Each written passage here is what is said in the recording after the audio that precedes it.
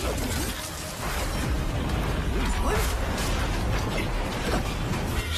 枪灭世！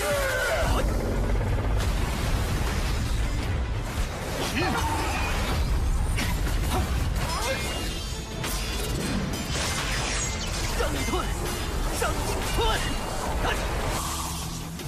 九重。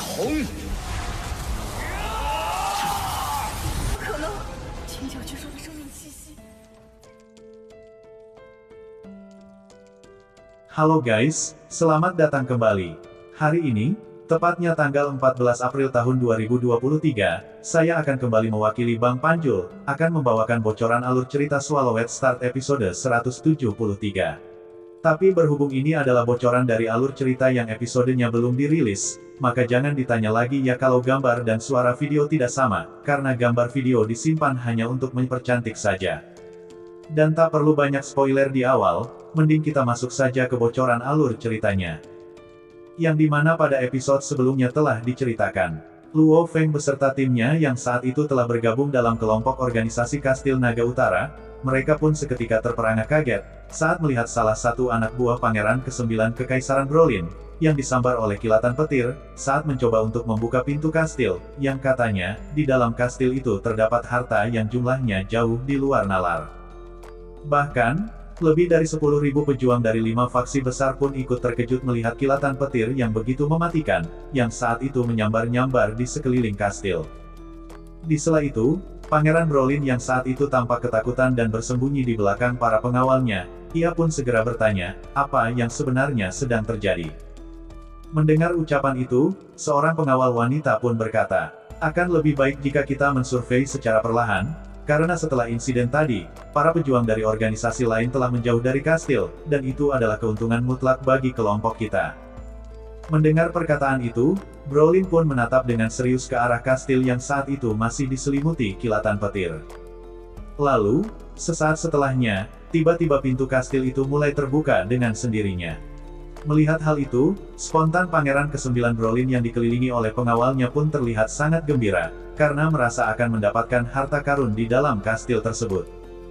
Di sisi lain, banyak pejuang dari organisasi lain pun segera mengeluarkan teropong, untuk melihat isi yang ada di dalam kastil tersebut. Di sela itu, Dewa Petir dan timnya yang berbaur dalam kerumunan kelompok Kastil Naga Utara, ia pun berkata, Luo Feng pintunya telah terbuka, dan harta karun itu pasti akan segera diambil oleh si Pangeran Kekaisaran Brolin itu.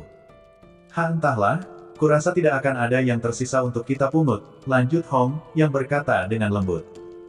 Mendengar ucapan itu, Luo Feng pun tersenyum lalu berkata, sudahlah, jangan terlalu memikirkan harta karun itu, karena kita tidak akan bisa melewati pengawal si Pangeran ke-9, yang memiliki senjata laser kelas C2, yang bahkan, seorang prajurit tingkat semesta level 2 pun bisa terbunuh dengan satu tembakan. Dan akan lebih baik jika kita menonton yang akan terjadi selanjutnya, dan jika ada kesempatan barulah kita bergerak, ucap Luo Feng dengan tenang. Saat itu Luo Feng berpikir, bahwa tentunya, semua orang yang ada di tempat itu sangat berambisi untuk mendapatkan harta karun di dalam kastil itu, namun tidak ada yang berani bertindak ceroboh. Karena kesalahan sedikit saja, mereka bisa langsung kehilangan nyawa. Namun, dengan tingkat kekayaan yang begitu menggiurkan, pasti akan ada orang-orang dari organisasi lain yang tidak bisa menahan diri dan menimbulkan kekacauan.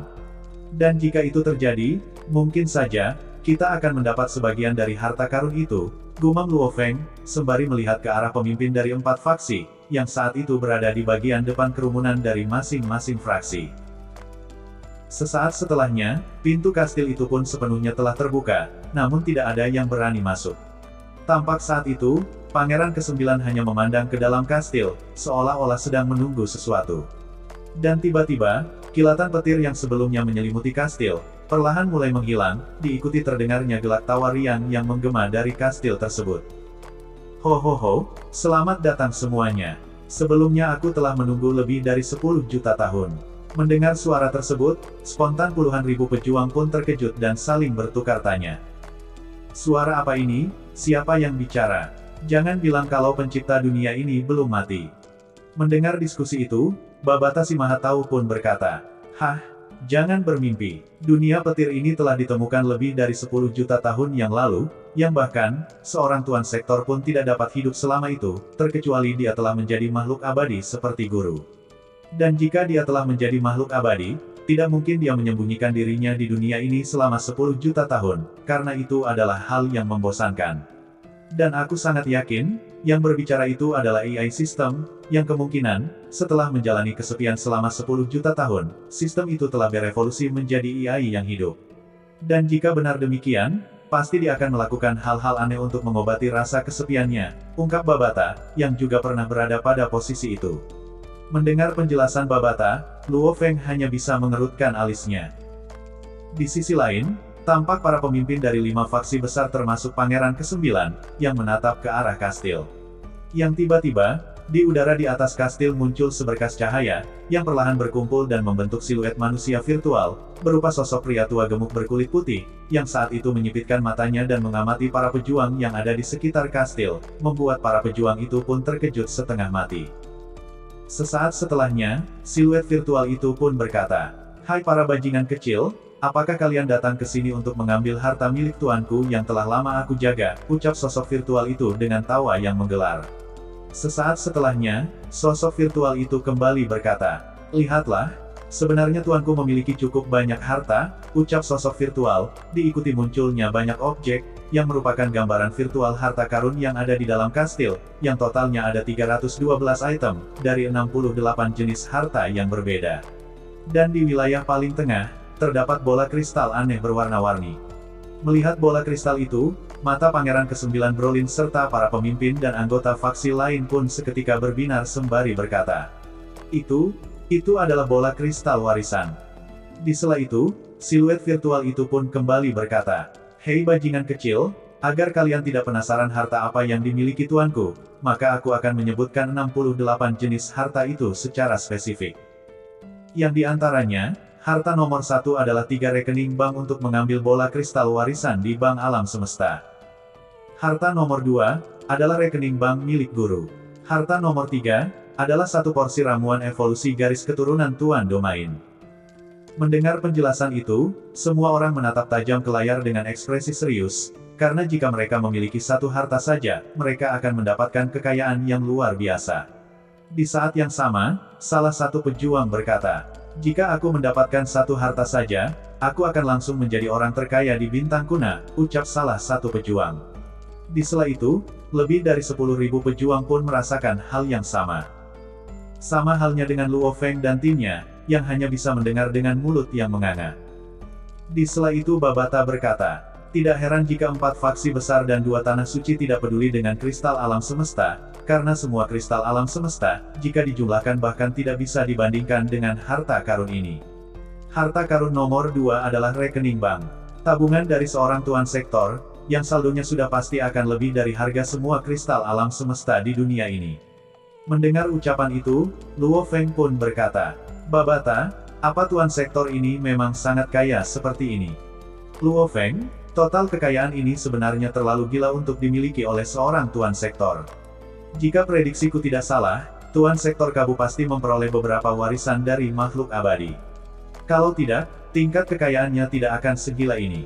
Lihatlah, rangkaian warisan teknik luar angkasa, serta harta karun nomor 3, yang merupakan ramuan evolusi garis keturunan.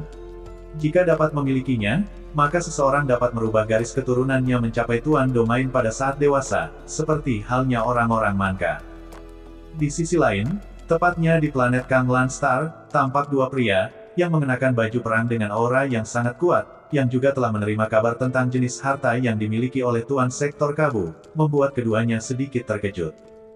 Tuan Sektor Kabu, walaupun telah dibunuh oleh musuh, namun ternyata masih menyimpan banyak harta yang mengejutkan, ucap salah satu pria dengan aura sedingin es. Mendengar ucapan itu, si pria jangkung dan kokoh hanya sedikit mengangguk sembari berkata, "Bahkan dia memiliki ramuan evolusi garis keturunan Tuan Domain, dan aku ingin tahu, dari mana asalnya ramuan itu. Karena di antara ras manusia, hanya sedikit yang memiliki garis keturunan, yang saat dewasa akan mencapai tingkatan Tuan Domain, salah satunya adalah orang Manka. Yang jika ingin membuat serum evolusi garis keturunan ini, maka seseorang harus membunuh 6 hingga 7 orang manka untuk membuatnya, dan aku sangat ingin tahu, asal dari ramuan evolusi ini. Karena hal-hal semacam ini sangat membuat marah orang-orang dari ras yang lebih kuat, karena penduduk mereka secara alami berjumlah kecil, dan malah dijadikan buruan untuk menciptakan ramuan ini. Sementara di wilayah kastil di dalam dunia petir, tepatnya di udara di atas kastil, tampak sosok virtual yang sudah bosan memamerkan jenis-jenis harta, tiba-tiba ia pun berkata, "Sudahlah, sudah cukup kalian melihat semua harta milik tuanku," ucap sosok virtual, yang saat itu, sedang dipandangi oleh puluhan ribu pejuang seolah sedang mabar final Piala Dunia. Yang walaupun mereka sangat menginginkan harta tersebut, namun tak ada yang berani untuk mencoba ataupun hanya sekedar menyinggung Pangeran ke-9. Di antara kerumunan itu, Luo Feng pun ikut melihat ke udara di atas kastil, tepatnya ke arah gambaran virtual yang menampilkan 68 jenis harta surgawi, yang menyebabkan rasa keserakahan yang kuat tumbuh di dalam dirinya, sama halnya dengan puluhan ribu pejuang yang tersebar di sekitar kastil, yang hanya bisa menatap tanpa daya ke arah Pangeran ke-9 Kekaisaran Brolin. Sayang sekali tidak ada yang berani bertarung dengan Pangeran ke-9 itu. Jika keadaan tidak kacau, kita hanya bisa duduk diam dan menonton, ucap Luo Feng tanpa daya. Di sela ketidakberdayaannya saat melihat Pangeran ke-9 yang berada di dekat pintu kastil, tiba-tiba, sosok virtual tua itu tertawa dan berkata tanpa beban. "Hei bajingan kecil yang ada di dekat pintu kastil, apakah kamu menginginkan harta karun milik tuanku? Jika iya, maka kamu bisa menukarnya dengan batu petir," ucap sosok virtual itu, diikuti munculnya gambar dari tiap-tiap harta karun, yang dapat ditukar dengan batu petir. "Lihatlah, ini adalah detail harga dari setiap harta karun milik tuanku. Harta nomor 1, yaitu 3 rekening bank untuk mengambil bola kristal warisan yang saat ini tersimpan di Bank Alam Semesta. Yang masing-masing rekening dihargai 10 juta petir. Harta nomor 2, yaitu rekening bank milik guru, bisa ditukar dengan 8 juta batu petir. Harta nomor 3, yang berupa 1 porsi ramuan evolusi garis keturunan Tuan Domain, yang setiap porsinya dihargai 3 juta petir. Harta nomor 9, yaitu 3 buah kehidupan, yang masing-masing buah dapat ditukar dengan 800.000 batu petir. Harta nomor 32, yaitu 3 meriam orbit kelas D6, yang masing-masing meriam dapat ditukar menggunakan 210.000 batu petir. Dan harta nomor 68, berupa 1 unit roda api, yang merupakan senjata energi genetik level 5, dan dapat ditukar menggunakan 100.000 batu petir, ucap sosok virtual, membuat semua pejuang terbelalak kaget, dan bertanya-tanya, sebenarnya apa itu batu petir, karena sebelumnya, mereka belum pernah mendengar tentang benda tersebut. Namun jika dapat ditukar dengan harta karun itu, maka sudah jelas, batu petir ini pun pasti sangat berharga. Saat itu, seluruh pejuang mulai mendiskusikan tentang batu akik tersebut.